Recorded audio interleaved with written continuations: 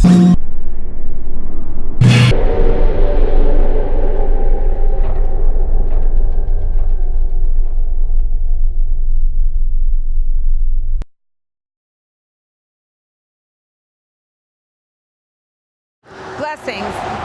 I'm your host, Nicole Levon, and welcome to Bringing Conscious Back.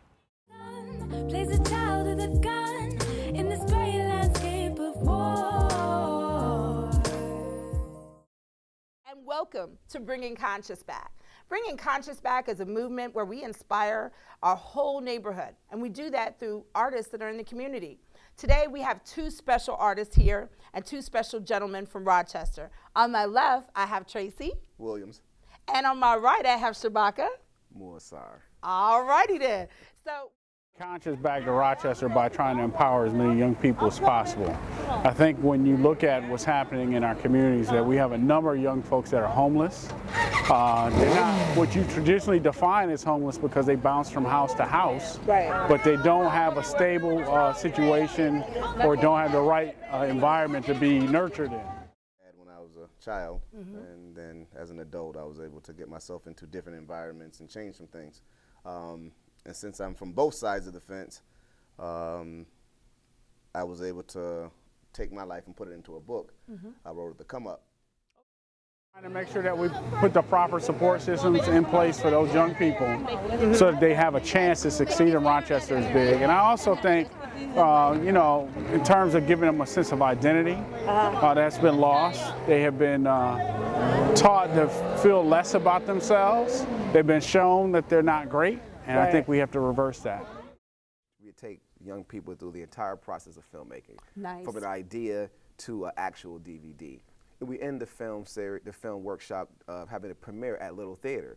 So the young students get a chance to not only create their own ideas, turn into a movie, and then have it screened at the Little Theater on East Ave. So they get to see that they can take these ideas and make them a reality. You know what I mean? So for young people, I use arts as a way of rewriting your own script. 27 years I've been paying the community for free. What do I get out of it? I'm tired of doing like favors for like nonprofits and all that because I don't get nothing. Like 6 months later. To our youth? For the most part, young people want to be creative. The problem may also be censorship because when they're creative, they're criticized for being creative. And so there's a restriction on creativity. And I think there'd be more outlets for young people to express themselves through arts, whether it's dance, film, music, or whatever. But these things, in my opinion, are by design. There's no coincidence that our young people, young black males in particular, are not achieving to the level that they should be achieving.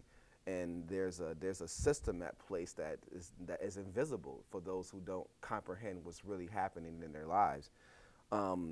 And my ideologies are very controversial because I mean, but the research shows what I'm saying. But because I'm saying it's controversial, but there's research that shows that there's an economic, cultural, and psychological warfare that's happening with people who are poor and happen to be so-called of color. You know, so the major obstacle I have is, for the most part, is the lack of confidence or self-confidence or self-esteem, which is part of the psychology of young black males and young girls and boys, and also the cultural element, because I think culture is really the fabric of our entire existence, because in culture you have language, you have dance, you have of morals and values. And so what is the culture of young black boys and girls in Rochester? What is their culture? Is it the food they eat? Is it the way that they dance?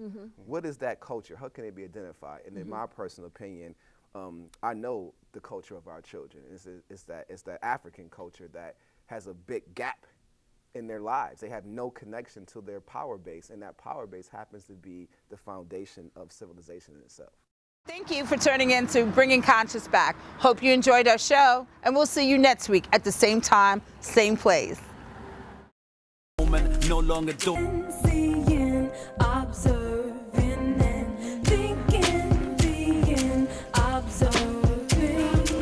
living in the moment, no longer dormant. To blessings around me, I stay more observant. Shake off the stress just like a bad omen. Corroding our souls in a city of torment. My biggest enemy is the ego inside. Struggle every day not to keep him alive.